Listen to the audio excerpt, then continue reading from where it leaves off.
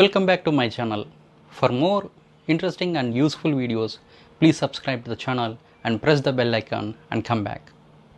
Welcome back. I am Jyotish, Management Faculty. In this video, I am going to give you what are the do's and don'ts of a resume and how to prepare the resume.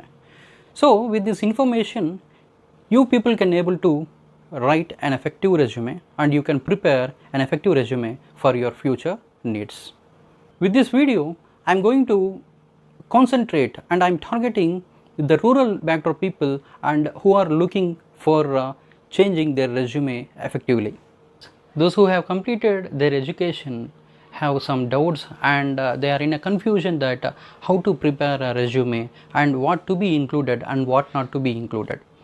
So for all your confusion and for all your questions, this video is the answer. So please watch completely.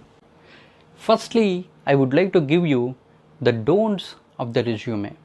What you should not do in your resume. So listen carefully. The first point and important point is you should not lie about your information. That is, people generally lie about their achievements and their educational background sometimes. So the important thing is you should not lie about your any information in your resume. In initial days of trials, students generally try to fake their technical qualifications. Say for example, they don't know about C language and they try to fake that. They accept and they agree whatever the interviewer asks. So my suggestion to you is don't add any fake technical qualifications. Just tell them I don't know and don't mention in your resume. The second important point you should not do is don't force your resume to be a 2 papers. People generally are under wrong impression that a fresher resume should be a 2 pages because they doesn't know about the value of resume.